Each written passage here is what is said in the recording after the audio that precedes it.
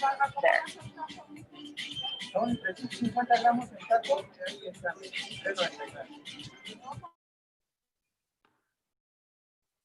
Does that mean we're now live?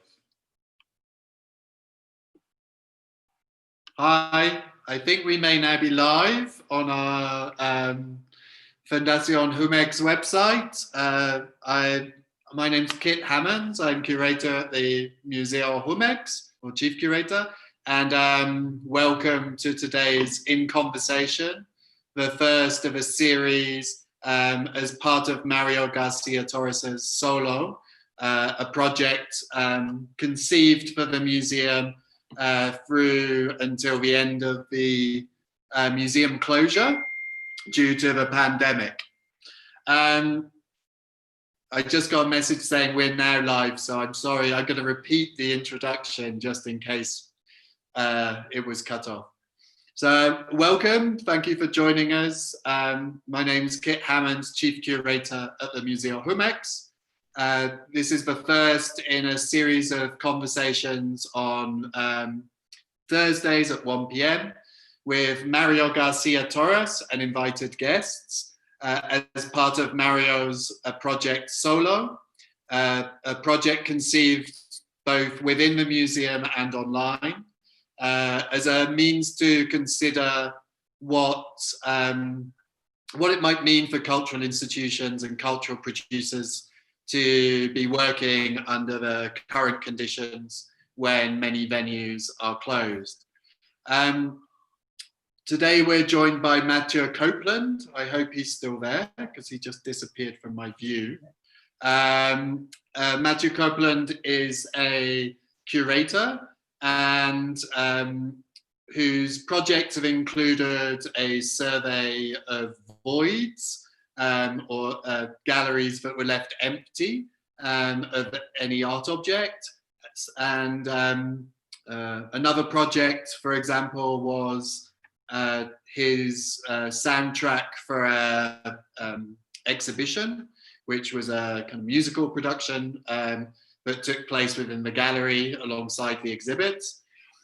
And pertinently for this project, a survey of gallery closures, which took place in various venues and surveyed an artistic gesture that's been made over in many different contexts and places to, as one would assume, to close the gallery instead of open it for an artistic exhibition.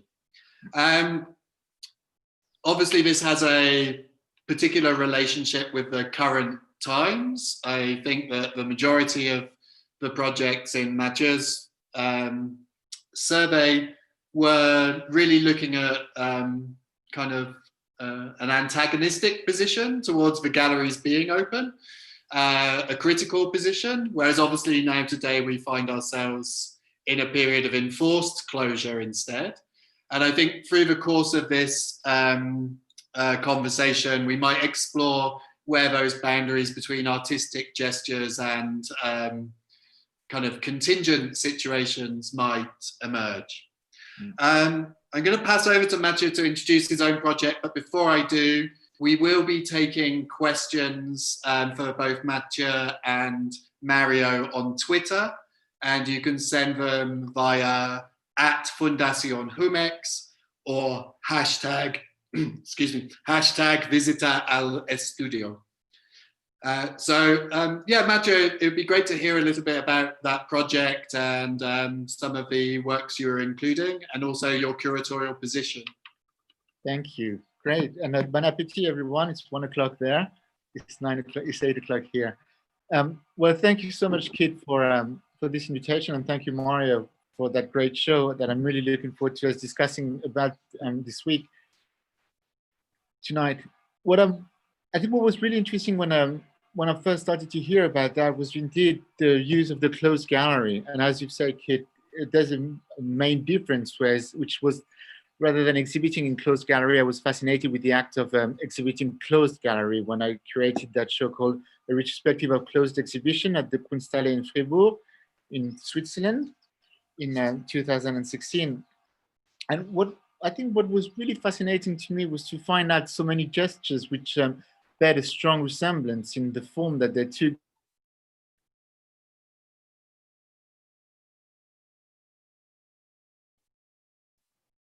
The gallery in order to make a work of art, to claim this as a work of art. I've also been extremely interested as a curator in the idea of how an exhibition can, well, what are the limits of exhibition making, and how also what are the limits within art, if there are any limits. And it seemed to me that whenever an artist seized or touched upon that idea of closing the gallery in order to show, it seems to be touching one of the fundamentals of art making. As you've said quite rightly, it was most of these closures that I'm going to be talking about were indeed either against the system or against an art system, or in many ways they changed through the years and through the artist practices and as we read them. Whereas here we're confronted with a forced closure all over the world. And that's what is interesting to me is how this project nonetheless seems to be casting an understanding of what is the reality of a closed gallery and what we can do with these. For instance, and let's start with the beginning. It was fascinating to me to see, for one of the first show that I could highlight and I could find when I did start my research, took place in Tokyo at the Naika Gallery by the High-Red Center. The show was called the Great Panorama Exhibition in May 1964.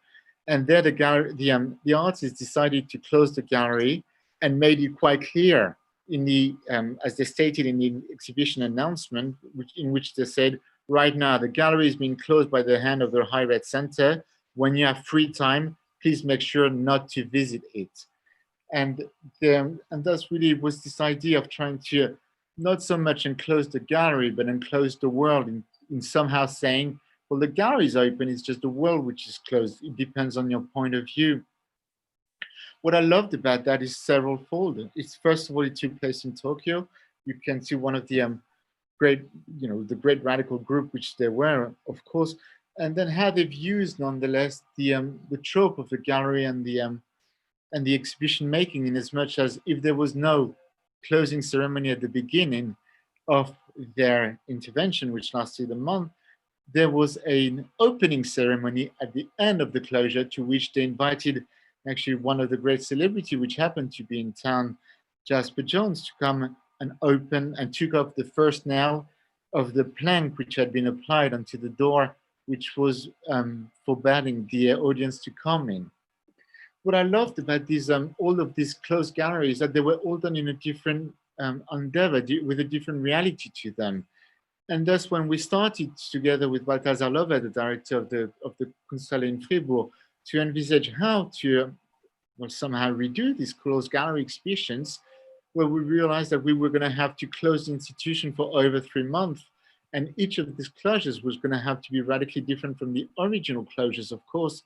And nonetheless, though, they would bear the idea or the trope or the desire which they all had when they were first enacted, in as much as all of these closures would be closed as they first were, and with to an accuracy, or to as much accurate as we could have been, with working with either the estates or with the actual artists themselves in order to closing the galleries. The second one, which I'm going in the historical order rather than the exhibition order, but I'm not going to go through all of them, but it's interesting to look into a few of them.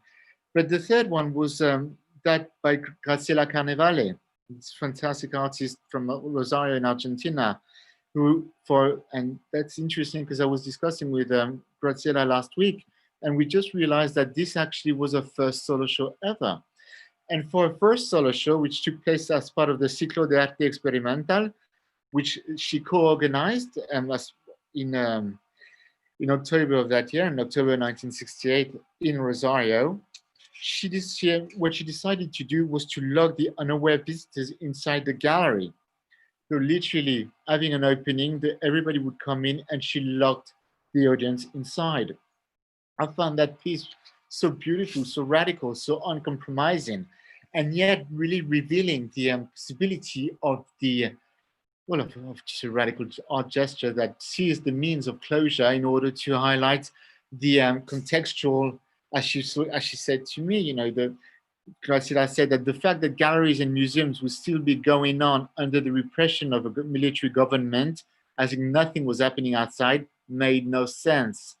And I really love the fact that she would be seizing the actual opportunity of a first solo show to say, well, we have to do an exhibition which reflects upon the situation, upon what is going on. Another one which happened actually still in October 1968, but a few weeks later, is another first solo show, and that is of Daniel Buren. Daniel was invited to do a show at the Apollinaire Gallery in Milan. And there, what he decided to do was to seal the gallery, but this time with no one inside though, with his signature, these stripes that we all know of. But back then, it was a complete unknown gesture in as much as they were to become famous afterwards. But he locked the gallery by applying a wallpaper of these stripes onto the glass doors, which was the entrance of the gallery. And as he said, as he recalled in a discussion that we had together, it was actually impossible to enter the gallery without destroying the work that concealed his entrance. So really, it was really fascinating to see that, as he stated afterwards, in this case, the commercial gallery could exhibit, which was its primary goal, but it could not physically sell the exhibited work unless they were selling the galleries itself. What I really love about that, it was also playing with them. It's a moment in art history that we start to understand the reality of the gallery as being a medium to work with, a medium to work from. Another one, another key one, should I say, is which is, I know, a great reference also to Mario, is Robert Barry's 1969-1970 series of exhibition, to which he announced that during the exhibition, the gallery will be closed. The first one was done in Amsterdam at Project Gallery. The second one at Sperone Gallery in Turin, just for one day. And then the third one at J.F. Butler Gallery for just over a week. And what was interesting to me is that unlike the other ones so far, but his decision to close the gallery was very much for him, he was using the art world as his medium, and it was very much an anti-gallery stance that he had there. So what I love about that is really taking the gallery for what it is, a space, closing it for what it can be, a work of art, but by closing a commercial gallery, it's going thus against the possibilities which offer the galleries themselves. In other words, they're nothing else but commercial endeavors. So therefore, something that again shows us the both a milestone in contemporary art, but also a very physical and engagement with the possibilities of galleries. I guess, you know, another one, for instance, it's also quite interesting to see when the closed gallery become a signature for an artist. I mean, it can become something which is oppressing in as much as, for instance, Graciela Carnevale that I've just mentioned in Rosario in October 1968, after she had done that show, well, she could not work for over 20 years. I love the fact that she really did hit her wall somehow, and within that gesture could not move on or had to wait 20 years later to be able to find a reason again. Another example would be Maurizio Cattelan. Again, his first solo show at the Neon Gallery in Bologna in 1989. And what he decided to do was to close the gallery, which had it was a window glass. And on there, he just affixed a sign that read, "Torno subito," I'll be right back. And that was the show. And what I love about that is that it completely encapsulates the work that he would end up doing for years to come. But by doing, nonetheless, the radical statement of saying, or the minimal statement, it's up to, which is to say, well, there we go. Here, the gallery is closed by my hands, by an artist, but there we go. There's there you go. There you go. You confronted a closed space, and the closed space hoping with a hypothetical hope that one day the artist will return. Well, he's done that gesture quite often. I mean, I love all these stories, so I'll keep on going on if that's okay with you, Kit. I think we should, what would be great is to move across to Mario, who can maybe talk a little bit about his own feelings about producing this project, partly in response to some of those markers you've laid out, I suppose, or with quite different intentions. Before we do, I'm going to keep up my TV prompting of, if you do have any questions, you can send them through to @Fundación Jumex or #Visita al Estudio on Twitter. So Mario, I think just leading on from some of the markers Mathieu very eloquently laid out, maybe you could talk a little bit about this, your initial thoughts about solo, but also I was curious about some, you may talk a little bit about some of the context for this project with other exhibitions or works that you've produced in relationship to the museum. I'm thinking particularly about What Doesn't Kill You Makes You Stronger, that focused on a museum that has a particular position, I suppose, in relationship to artistic gesture, opening, closing, and in some ways ruination. Mario? Is Mario muted? Or is he left? Wait, I'm here. With me, it's kind of strange. It's very difficult to. Is somebody out there? Now I don't hear you. Now it's just me, or what? No, I'm muted, and I was saying in 4 weeks we'll be very proficient at it, but now we're still learning. Apologies to everybody who's watching. But you hear me now? Yeah. Is it? Okay, great. Well, thank you, Keith, and thank you, Mathieu, so much for being here with us and for going through those stories. That, of course, I am always fascinated.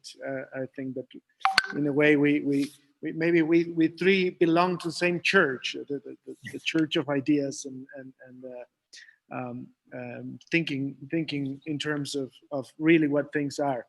And in that sense, yes, I think that I think that I should really go really quick just to reframe what is happening. I am here sitting inside Galeria Uno in Jumex, and this is my third day of being here and working from here, taking the gallery as a studio space so far, and with the excuse of producing some exhibition that nobody will see but one person at some point, maybe. And it's still a very kind of, it is still a very experimental question, and it's an act, a gesture that it's really undefined. I think that we did prepare ourselves with some basic materials to produce some physical things in here, but at the same time, it's also I kind of, in my mind, I came with a very open mind, I think, because I think that one of the most interesting things for me of being here is precisely that, sort of thinking, what does it mean, and what, you start to rethink what the museum means, what working in a museum means, what can we really transfer the space of the studio somewhere else, by being a worker in the museum, what does that mean? Am I as an artist becoming part of the staff of a museum producing this thing? And this, I think that a lot of questions are raised, and it's been really interesting to be here for a couple of days and start reading. I started reading things for myself, and I started reading things also aloud, with which people can't hear, but I think that as a symbolic act, I've been reading also things that are resonating in my mind in order to get into the mood and start thinking about this. So that's just what I've been doing. I think that in larger terms, I think that as Keith mentioned earlier on, I think that the big difference in relation to those more radical conceptual gestures that Mathieu was talking about, this is a solution and not just a statement. It's a solution for our the state of our world, and it's a proposal to rethink what the museums could be in the near future, and that's how this discussion really started. Me coming to Keith and saying, like, how we can do this, and how do we keep the museum working, or well, that was not the question, but that was in a way, the discussion that prompted. How do we go about the fact that the museums a museum doesn't have public, but does that mean that when there's no public, does that mean that the museum stops being a museum? So in a way, that's what that's what prompted this discussion. I think that between that, among that conversation with Keith that resulted in this, I mentioned a few things that I have done in relation to that. I think that I have been questioning the nature of the museum throughout different works, throughout sitting and researching other artists' projects in the same way. I have a museum in the desert of Mexico, which is a very conceptual idea, but it's also, this is something very early on I did in 2003, and it's just a large piece of land where there's barely nothing in the desert. It's a place where it's very, very hard to get to, and at some point I decided that it was really interesting to think of a museum as that museum doesn't have to have walls, doesn't have to have ceilings. The museums are just spaces that are, if defined as so, then things that happening in there mean something, or make us go through a different way of thinking, which is also part of this. What does it mean to be working here? Does that mean that if I'm having lunch, does that mean it's also part of the work? You know, I think that brings this type of questions. That is in a way, that museum, I should say, was a total failure. I pretended to invite artists to commission works for that museum, to also lend me works for a period of time so that we could keep them. And anyway, it was a very complex situation to try to activate this large desertic land, and it was total failure. But nevertheless, it's one project that comes in conversations constantly throughout artists and curators and whatever. It's one of those things that in a way still only exists as a rumor, which was also part of it. That's why it's also a place that was really far away, or not easy to get to. So I was really interested in that. But anyway, that's just one of the examples. Another thing that came into the discussion was a little research I did around the Museum of Modern Art Xeros, which was a much later project in relation to what the exercise that you were saying, Mathieu, which it was around the 1980s, mid-1980s, that Martin Kippenberg, the German artist, went to Xeros, an island in Greece. It's an island that is a real island in a way. It's not just a holiday island. It's an island that was very important in terms of as an economic hub. So it's a real city in a way, a real functioning city throughout the year, because many islands in Greece they dorm throughout winter. But this at some point Kippenberg saw this ruin, or this half-built construction that was abandoned in the island, and he declared that the Museum of Modern Art Xeros. And in order to do that, he thought that the way to create that, to really make it become a museum, he invited artists to either do works or actually work as museum workers. So I think that was also quite interesting. He not only defined that as so, but he invited Cosima von Bonin, who came up with a recipe to make food. So she was fulfilling the function of the restaurant of the museum, and so everything was temporary. You know, on the other side, you had Christopher Wool, which is about the few images we have of that project, was a sign with a very typical Christopher Wool lettering that said MoMAs, and so he became kind of the graphic designer, the signals for the museum. He built a number of them and put them around the island in order for people to go. So, you know, he did things like that, Christopher. Anyway, a number of artists went there, and I was really, you know, 15, 20 years later, after the fact, after that had happened, I was really invested in trying to know more about. I think that part of it was really also the idea that it was this kind of like faraway place, this island in the archipelago that had some kind of museum, temporary for a moment, and I was really amazed about that. So at some point I got invited to participate in a show in Athens, and the first thing I said is like, well, I will participate if we can go to Syros. So we ended up going there, and we what we found is that it was actually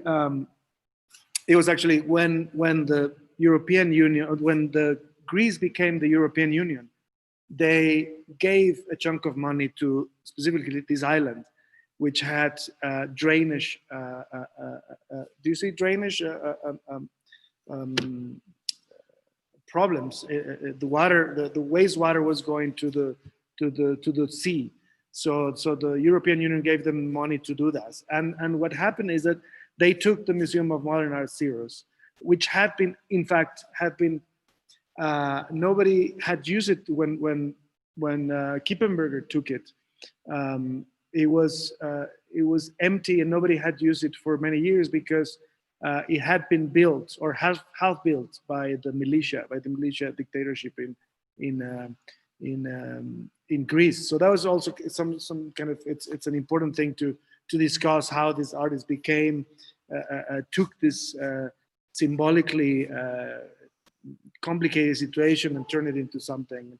But anyway, when I came, that structure had been taken by the city and turned into a wastewater treatment plant. And so in order to activate that somehow, for me to remember that, so I went to them and asked them if I could do a show there. I said, I also want to I want to invite myself because I want to belong to the story of Kippenberger. Kippenberger had died by the time. And so they gave me permission. They barely knew about something that had happened in the past there, and these engineers, and they were kind of amazed by the story. And so they allowed me to install some works that I kind of made on the spot. I think that we went a couple of times to the island, and I built some works, and I made an exhibition. Almost, you know, in a way, it feels very much the nature of what I'm doing now, because it was really something that I had to come up with. Some objects, some very modest objects made with modest materials right on the spot. But anyway, this became a piece that is called What Doesn't Kill You Makes You Stronger. At the end, I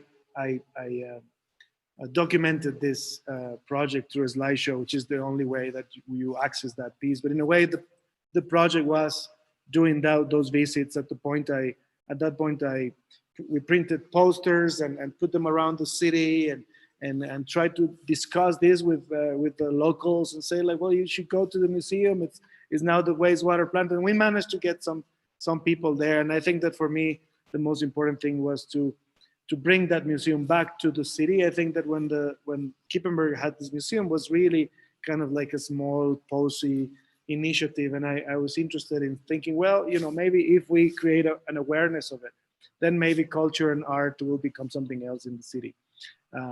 Anyway, we can talk forever about this project. And I think also one other thing that is important to mention in terms of the context for this project was a project I did here in Mexico City when I first came. I think I came to live in Mexico City around 1999 or 2000. And I came because I was invited to work as a curator at the Museo Carrillo Gil in the south of the city. I had curated when I just came, when I had finished school in the north of Mexico in Monterrey. I was very unhappy with the works that were publicly discussed in museums, in the couple of museums that were at the time. And I felt that those sort of more conceptually oriented ideas were not being discussed publicly. So I started to organize. I said, well, somebody needs to organize exhibitions of my work and my peers. And I kind of volunteered to do that a few times. And I think that at some point they said, oh, that guy, he's curating, and I got invited. I was very happy to come to the city. And they gave me a little position that was called curator of electronic media. So it was a moment where the internet had just started. There was a really interesting moment about what net art was, which was also kind of, in a way, it replicated the discussions of the 60s when conceptual art, the more radical conceptual art came. This net art was quite an interesting moment. Now it's called Internet 1.0, very far away from our YouTube and Instagram world. But anyway, there at the time, at some point, I was always allocated just to small places. I had my spaces to do in exhibitions was a little hook in the museum, which I could show videos and sound pieces, and the website of the museum. But at some point, I sort of proposed that we made an exhibition in the big rooms. There was two very large, well, not very large, but large galleries in the museum, which were going to get fixed. They were going to be renovated, and electricity was going to change dramatically, and there was going to be a lot of noise, and they had to close the museum.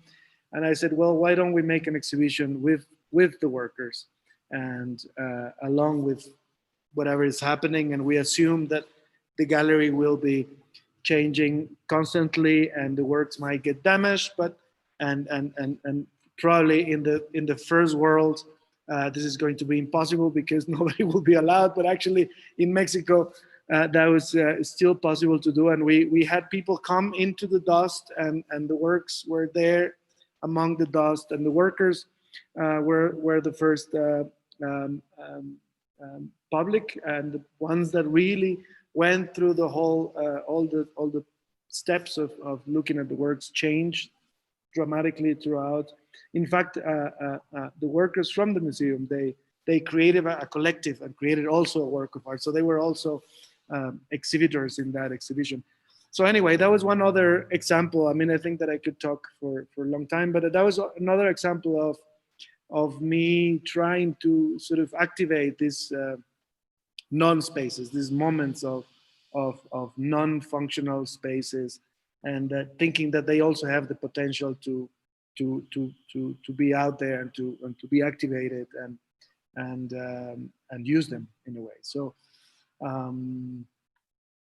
yeah, I think Mathieu, that's sorry to interrupt, but I think Mathieu, that's maybe something that, in terms of approach, although it's distinct, sometimes as an artist, sometimes as a curator, on Mario's side, you're more clearly coming from a position as a curator, yet your approach is quite close to that of an artist, I would say, in many of your projects, by finding those spaces in museum or gallery exhibitions that are historically interesting, but that can also be reactivated. I'm particularly thinking about the exhibition as a film or the exhibition as a soundtrack. And maybe it'd be interesting to hear your own position in terms of what constitutes the museum and the museum space in that way. I think that's really interesting what you say, because when I did the retrospective of closed exhibition, there was that desire also to make a book along that. But rather than make a catalog of that show that had just happened, I was more excited with the idea and desire to go into think, well, let's consider what I've just done, that retrospective of closed exhibition, as an anti-exhibition, and thus what could we think of in terms of the anti-museum that became the title of the book. And that, when I started working on that, really was with the desire of thinking, well, if closing the gallery is somehow keen to making an anti-exhibition, what would be an anti-artist? What would be anti-art? What would be anti-culture? What would be anti-music? And so on and so forth, from anti-religion through to anti-philosophy. And thus here also bringing back thus all the key figures which had been working that way for so many years and quite many decades as well. For instance, two key figures that I have in mind were Henry Flint, who had been advocating since the late 1950s, early 1960s, especially 1963, with the demolition of serious culture. And I was fascinated to have his position. I'd been doing many discussion and conversation with Henry, and thus there's a large portion of the book devoted to that, to his philosophy and his proposition back then. Another one would be Ben Vautier. Ben having seeked or trying to understand what would be the limits of art. In as much as he signed the canvas, he took the canvas off from the stretcher, he signed the stretcher, and then my question to him was always, well, can you sign nothing? And so that was something which was interesting to me, because of course he was, having been close to Duchamp back in the very early 1960s, he had been talking with him about the idea of what is the anti-artist, to which of course Duchamp used to call himself an artist. And there's a beautiful discussion here that they had together. So you see this, but then fast forward through to other fields, in as much as music. I was delighted to speak at length with Genesis Breyer-Piori, who unfortunately just passed away about a month or so ago. And Genesis was a great anti-culture figure. And I was fascinated to talk with him about how he would define that notion of anti-culture. But so that's interesting to me, because in regard to what Mario, you were just saying, was, well, if there's no public, does it mean it's still an exhibition though? And that brings us back to another trope of my great desire whenever I approach exhibition making, is really that understanding of what are exhibitions indeed. That, as you've said, you know, when you did that museum in the desert, do we need walls? Do we need roofs? Do we need collections? Do we need works of art? Do we need absolutely anything in that regard for to define what exhibitions can be and are? And I think that's quite interesting to me to think about that in terms of well, what constitutes an exhibition, and thus when we think of exhibition that takes place in a museum, how can they go against, with, or yeah, or just try to actually disrupt the museum itself? Here we find ourselves in a moment when is disruption possible when the museum itself is disrupted, and thus, and that's something, a question for Mario as well, is by activating the museum, do you render it viable again? Do you make it be again? It was interesting because when you invited me and Mario to speak about the closed exhibition in regard to your project, Mario, well, the first one that came to mind actually was not historically, I mean, reference that we've been working with, was not a closed one, but an empty one. Because what I loved about your show, Mario, is that the onset being called a solo exhibition really deals with this idea of being in the space working on your own, if I'm not mistaken. Well, when we did Void retrospective together with John Amleder, Mathieu Copeland, Clive Philpott, and Gustav Metzger back in 2009 at the Centre Pompidou and then at the Kunsthal in Bern. Well, one of the 9 exhibitions that constituted the retrospective of empty exhibitions was that of Robert Irwin, which had done an exhibition called Experimental Situation at the Ace Gallery in Los Angeles in 1970.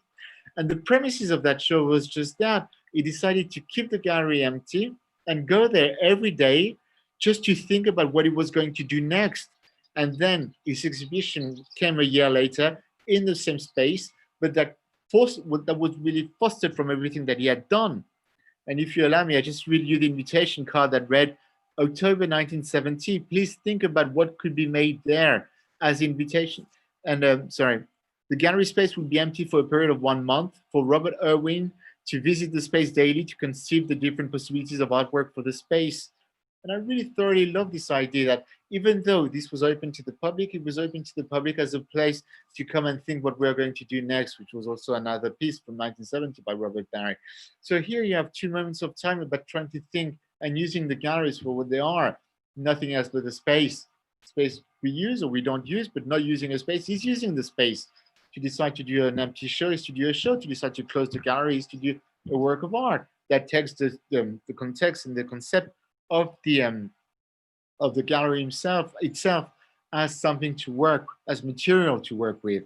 And you see, that's something which I think as a curator is beautiful to think about, is not only to see that there's a great desire from artists to each seize a radical gesture, either the closed gallery or the empty gallery, but to see why each of them is different, and then to redo them in the terms of a museum, in the context of a museum, will be both truthful to the work and also extremely wrong to the work. In as much as John was saying at the time, John Amleder said to me, well, in doing so, we have got everything wrong, because the space is wrong, the time is wrong, and yet nonetheless, we come to the core of what makes the work art a work of art. And that challenge is something which is so beautiful and to be, I guess, worked with and worked from. Yeah, Mario?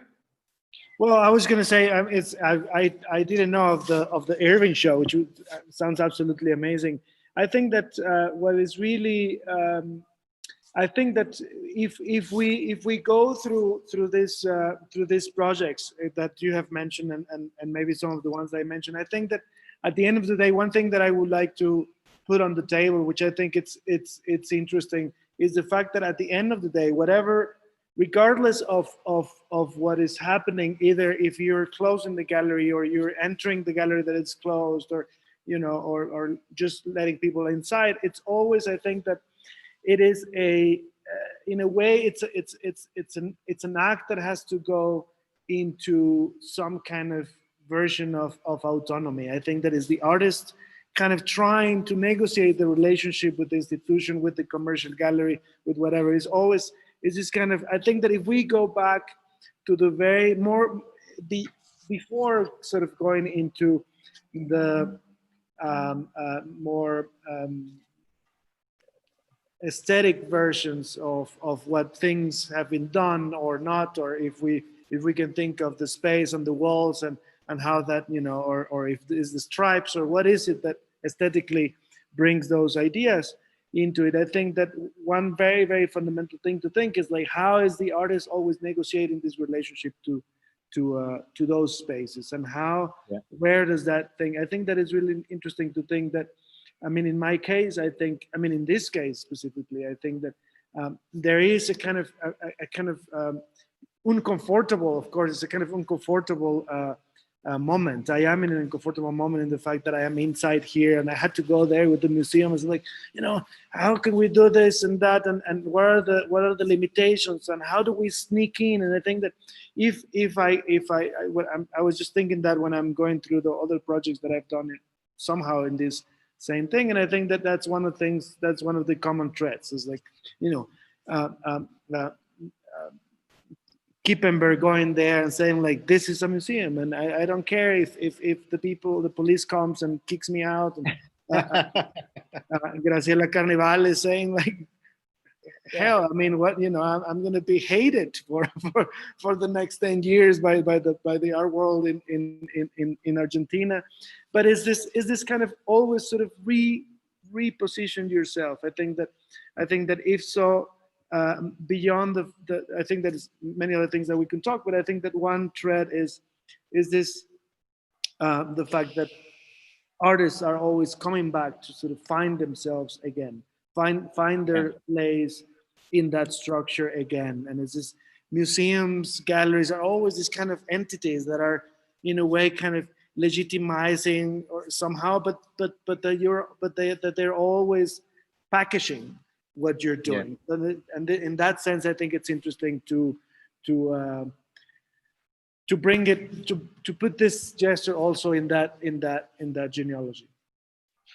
I mean, I just sort of respond on behalf of myself, I suppose, which now I am the institution, which when I first encountered both your work and Mathieu, I probably wasn't the institution at the time. Because I think it's also, I think of this particular situation, not your work, but the situation we all find ourselves in, there's a question of a reverse legitimacy of like the museum, all museums having to close their doors, suddenly their very existence and the reason for their existence is removed from them. I mean, cinemas, theaters, all cultural spaces have that shared issue. It's kind of an existential crisis when you realize, when faced with such a fragility of what you're doing and its importance. Yeah. And I mean, in some ways, a museum, I think, relies on the legitimacy of the artist as much as the artist relies on the legitimacy of the museum. There's always been a kind of symbiotic relationship there. For me, as a curator, I think what was important and interesting about working with you in this sense, Mario, was that there's been a common need for museums to produce online, and there's been quite a common response, which is like, oh, video art, we can put that online.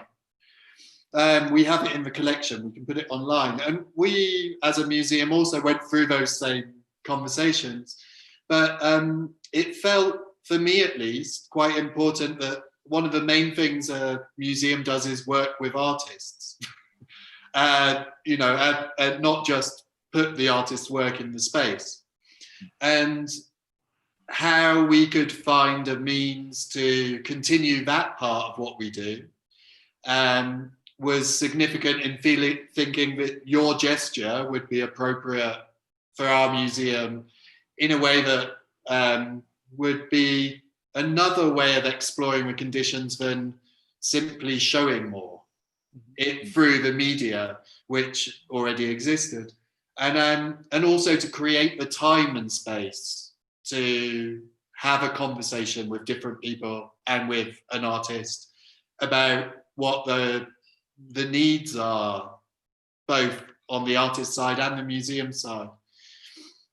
I mean, it's not kind of meant to be a statement of an institutional like defense or something for doing this project, but more that I feel it's quite important to, Mathieu, as an independent curator, you're kind of often brought in like an artist to challenge those systems.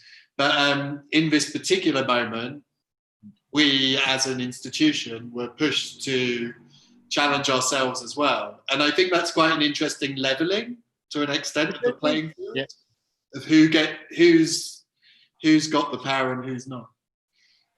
I think it's, well, I mean, the question of power, hi, can you hear me? Yes.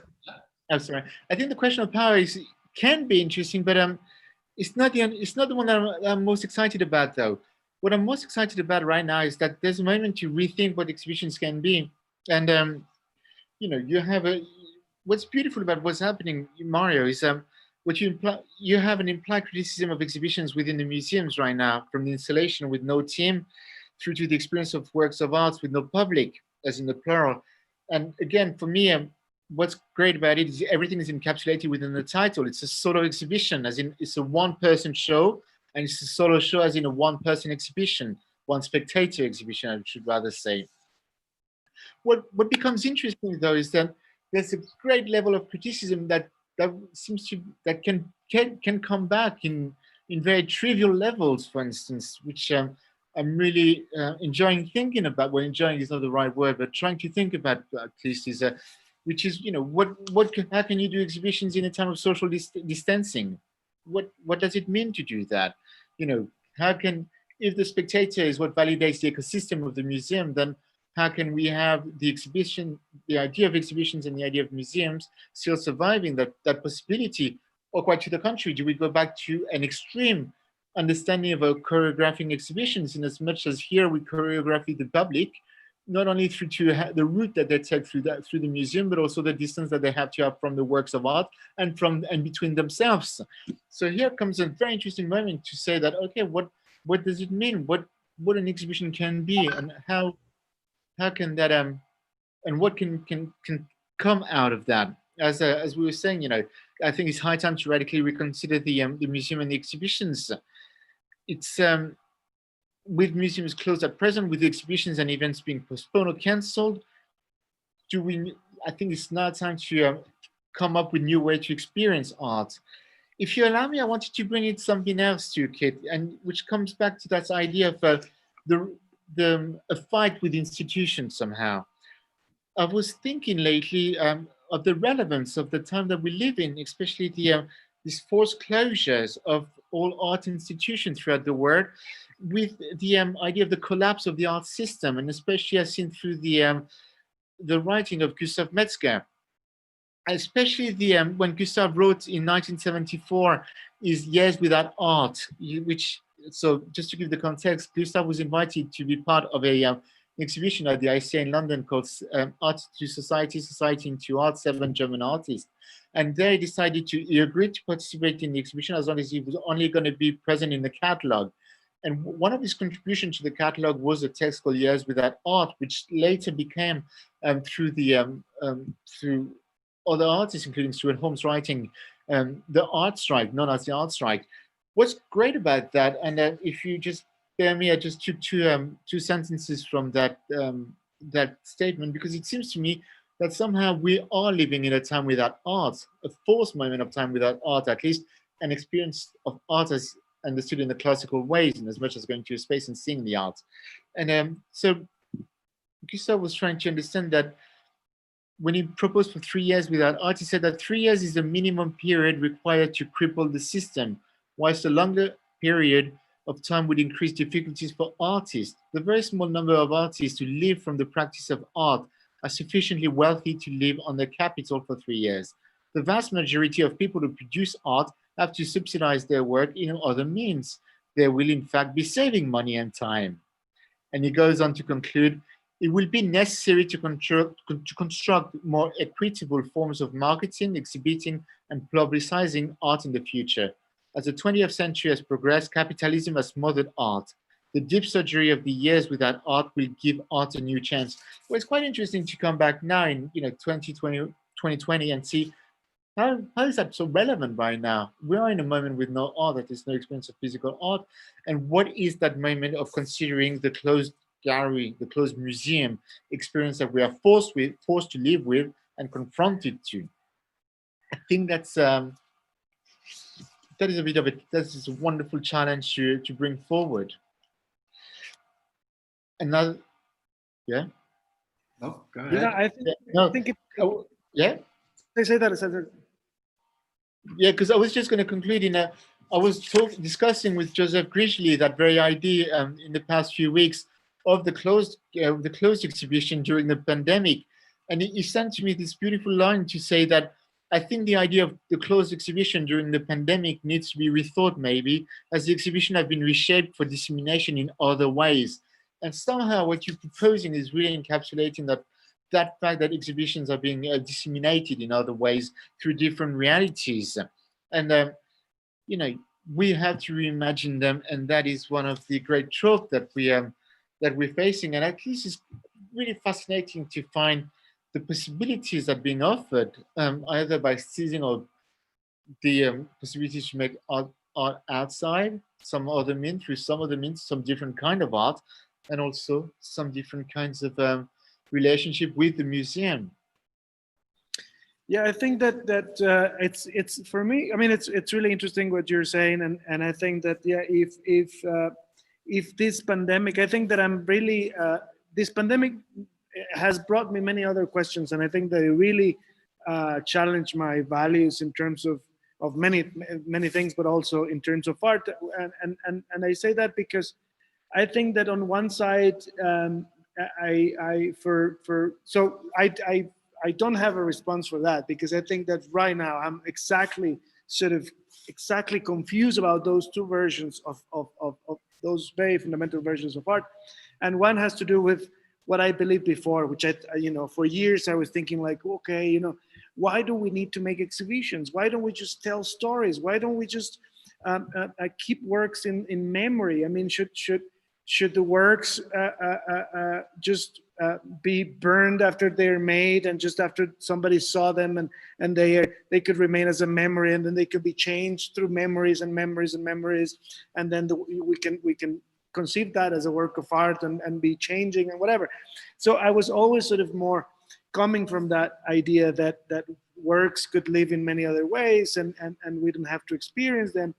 And now through the pandemic, I started to really challenge myself in that sense, and I was thinking like, oh my God, could I just go to a museum now? Could I just spend a little bit of time in a museum by myself? I mean, in a way, I am I have to say I'm a believer every time I don't find myself anywhere. I go to a museum, and I mean, most of the time I don't go to a contemporary museum. I go to an anthropology museum, but it's a place that you're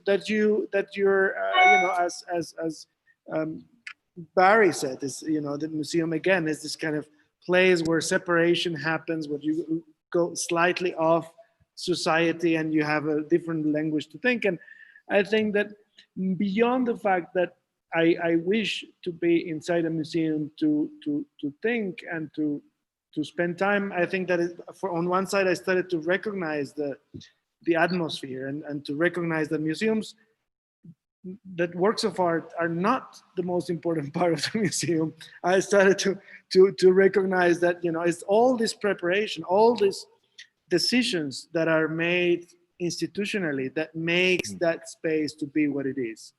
And so I started to appreciate again this sort of more experiential side of museums. And I say that because I think that one of the things that I was thinking more in relation to what you're saying and what you that text that you got, is that I started to think about the closed galleries and the closed exhibitions. And in that sense, I think it comes into relation to the early discussions with Keith, that I started to think like, well, there's all these exhibitions that are there. The rooms are there, probably the lights are on, the things are, and they're just there by itself. So how do we access that? How do we, I mean, they still exist. They're there. One day they just got closed, but they exist, and the museums are there. So in a way, it's all this kind of, and I was just thinking, like, how do I transport myself there? How do I, if the rules of society right now are not to move from your house or whatever, how do I access that? And I think that it's probably interesting in relation to, can we imagine museums in that imaginary space? Do we need this physical museums? How do we access that? How do we break those boundaries? How do we make these physical boundaries that are too heavy right now, I think? Yeah, I think what's quite interesting as well is just to come back, allow me, when I was thinking about a retrospective of closed exhibitions and looking at now with, because of the pandemic, because of the situation we live in, all of the museums have been closed throughout the world. So therefore, it's really an exhibition that could only have been made before that time. It doesn't make any sense to make it now. In as much as, the idea and the understanding of closing the museum has radically shifted because of the moment we live in. And that is for me of great fascination, really, indeed. Even though there's great scare, in as much as, I was collecting lately all of the quotes that comes from all the article dealing with the reality of closing the museums. And one of the things which are, the fact that the pandemic has brought forward a tsunami of closures, what do you have now? You have the institution, on the other hand, responding in many different ways. The Rumex responding in a wonderful way with you, offering you a show, but so many of the headlines were not that. So many of the headlines were all the staff being laid off, which I think is quite fascinating in a very dystopian way, in as much as the museum, which was meant to encapsulate the idea of this new society we strive for, and that, let's say, we can implement social modelization within the museum or many other, of course, but here you have behaving as any corporate organization and just laying off the staff. And thus become really, to say, so what, then becoming back to just being a bank with a great treasure inside beneath. And you feel like, well, what's going on there? What do I work with? What's left for us to do? And then we come back to the idea of, we have so many great museums closed right now with great, beautiful shows, though. And here you had one of the headlines, which was COVID-19 impact reports say that 13% of museums may never reopen. And you feel like, well, then what do we have here? It's more than a closure. It's the end of something. I hope it will not be the case, obviously, but it is quite interesting to think about the extreme that this situation is confronting us with. I think just one line, run really quick. I think it's so incredibly important what you're saying, because I think that what's happening is this, the fact that we keep counting. I mean, of course, it's anyway, I am incredibly thankful for this museum and what has allowed this to happen. And of course, it's a museum that is privately owned, so it goes in with different rules, and it's really incredible that they have managed to keep this moving in this way. But I think that it's really important to discuss the fact that we keep counting people in museums. Is this fight always between, I think, that the symbolic gestures that the museum allows and guards, and the actual institutional policies that are really based on people. Can we just say that if nobody goes to the exhibition, it's still an exhibition, it's still important, it still has a way to manifest itself, to have an impact.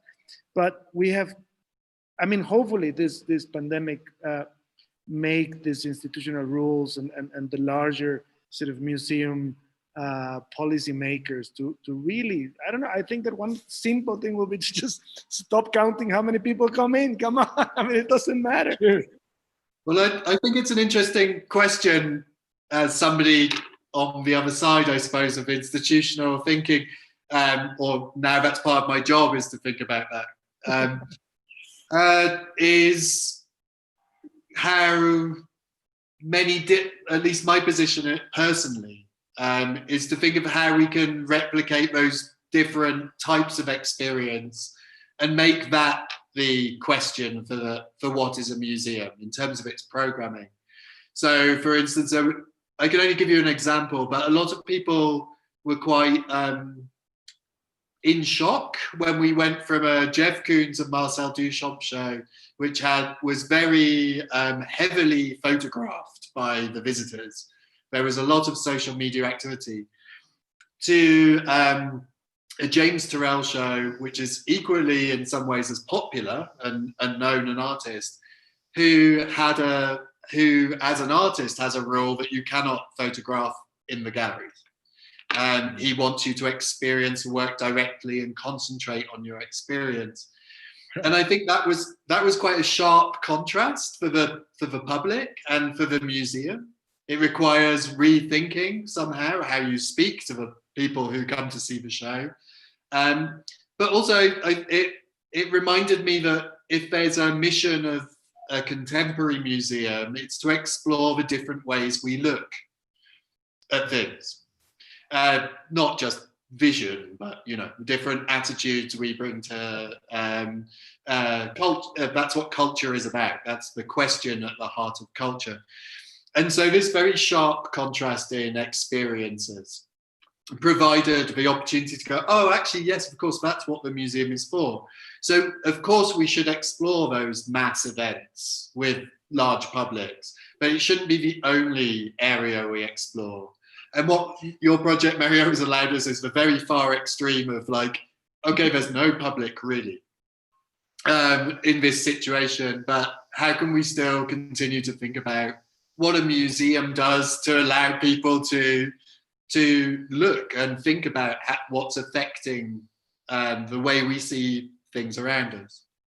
I'm going to use that as a subtle segue into we have had some questions from the public, which means we do have a public, whereas we were worried at the start. Nice to know some people are watching. I mean, the most direct question relates to the conversation we've just been having, which is, what does it mean to replicate a museum experience online, or as in some ways we're presenting that as one option here? Or is the experience fundamentally different, and does art itself need to be different in order to be presented in that format? I mean, it touches a bit on the earlier exhibition you did, Mario, at the early days of the internet, but also I think it's an interesting question of what is this dialogue between the gallery space and the online presence of it. Yeah, I think that what you were talking about before, it's quite interesting. The fact that this project, what it proposes is not to pull out the archives of the museum or the works, the digital works, but to actually activate the museum itself, and it's a live fit. So I think that I mean, I think that I respond with with the solution that has brought me here in the last couple of days. What I think it's quite interesting is that when we started to setting up this infrastructure for the show to happen, we set up the cameras. We set up 4 cameras basically in the 4 extremes of the walls, and sort of covering large parts of the gallery space. And I think that what has happened throughout this last couple of days is that I started to play with the cameras, because I realized that it's not the atmospheric thing, but more the little details that I can see through the gallery. So I think that I started to create some kind of what I hope outside there feels like a movie in a way. Like it's a kind of narrative. I think that it's interesting that I started to think that the museum or this show, it becomes more like a TV series delivery, and that you need to start building like the symbolic things through small things. So I started to put cameras into specific things like books, information, a text, and I started to write, and I started to construct this reality, which I hope replicates more or gets closer to, not to an atmospheric performance, not to an atmospheric visit, but more into putting together a number of elements that all together create that experience, which I think it was quite a shock for me to try to think that that was probably one of the solutions to be in a way you know that you're being that you're editing the space, you're editing that thing, you're maybe being less truthful, but you're also sort of allowing those contents to be transmitted in a hopefully more efficient way. So one of the things I noticed by watching you on the first day is it seemed you might be watching yourself quite a lot. Do you find that there's a certain pressure to have the screen there?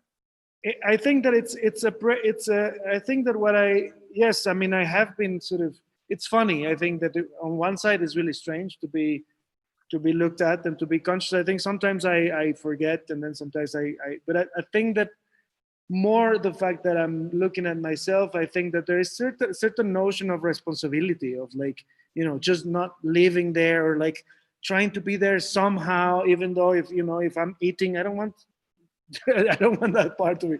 I want to edit out this part, but I'm kind of, I think that it's the decisions are more made because of the fact that I'm trying to be there, because I feel like there's a certain responsibility that I'm here, that people are in their houses, and I'm trying to sort of create the space where I hope people mirror themselves in me. So I'm trying to fulfill that responsibility. I don't know if I'm doing that right or not, or if I'm or if that's what is expected, but somehow I think that that's part of what has driven every decision that I've made. It's very difficult to forget that you do momentarily, but it's very difficult to forget that everything you're doing is part of the movie in a way. Yeah, I'm kind of interested in that because it in some ways possibly reflects not so much internet art but social media, that one feels a pressure to be present, and maybe partly in response to the question we received from the public, but that maybe internet arts or online art can be divided again into web art and what would now be social media related art.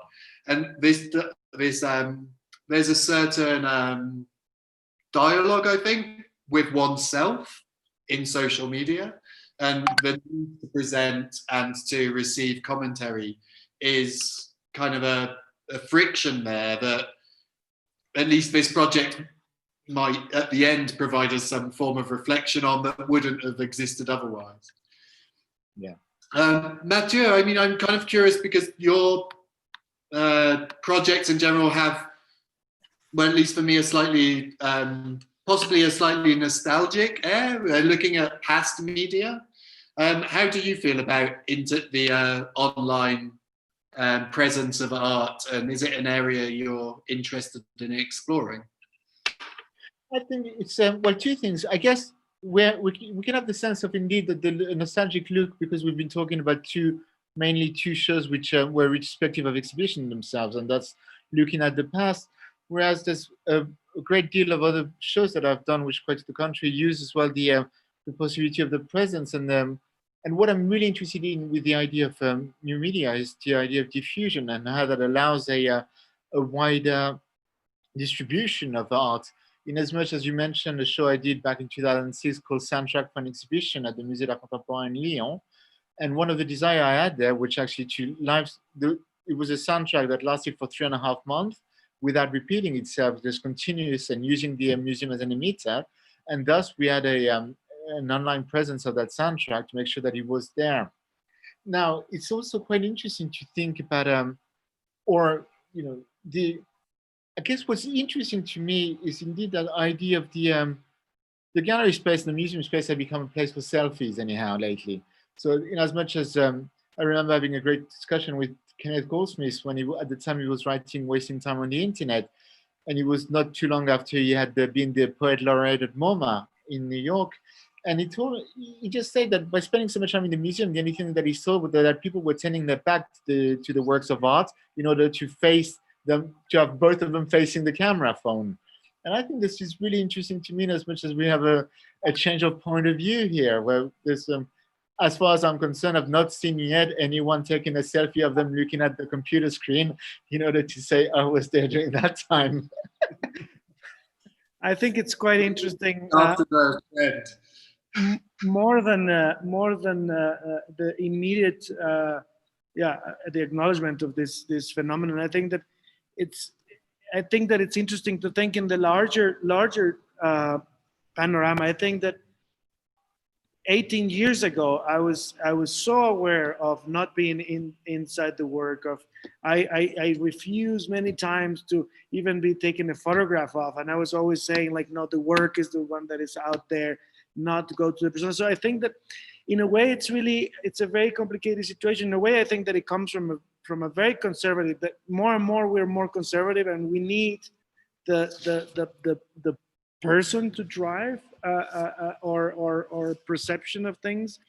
And but then on the other, I think that it in my case, I think that I have little by little started to accept the fact that I cannot refuse to be somebody else, that I am in the work, and that sort of that has been a 15-year process to, on one side, accept that I am there, and that I can drive this thing, and that I am the person who is driving the work. So I think that this is quite an extreme for me, this fact that I'm in front of the cameras right now. But I think that, 4 years ago, I did the first film where I am the actor, and this, tiny little details started to bring this thing and to accept a more subjective part of the work. And I think that that's what's happening when you're including yourself, in a work of art, but also I think in any selfie, you are. I think that there's a part of it that is so shallow and stupid, I think. But on the other side, it is you reacting towards the Eiffel Tower or a work of art or whatever, and you're pretending and whatever. But you are. I think that there's something really interesting, the fact that social media has allowed us to include ourselves, our subjectivity, into what we publish and what we and it's a way to express. And I think that's really, it's quite interesting, the fact that that art at the end won. We've won the fact that images are out there, and now we all express ourselves. We all, the language of art is now a really democratic thing. And even though I get pissed off in a museum when everybody's like doing just the selfies and they're bothering because you cannot see the work. In a way, it's also an expression of the fact that we all sort of, maybe my own process that I was just thinking is just a reflection of the larger society, just accepting ourselves of being there. Now I have this long hair because the hairdresser is not there, but you know what? Whatever, that's it. You know, that's what it is, and that's who I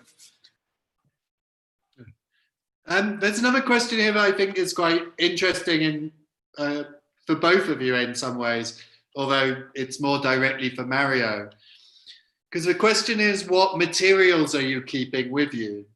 Now, I think that's an interesting question on its own, but I think it could also be thought about of like when do you stop considering something a material when you're in a project such as this? I mean, I think the question is related to the more physical, the pen to the paper, whatever you're planning to use to make your work.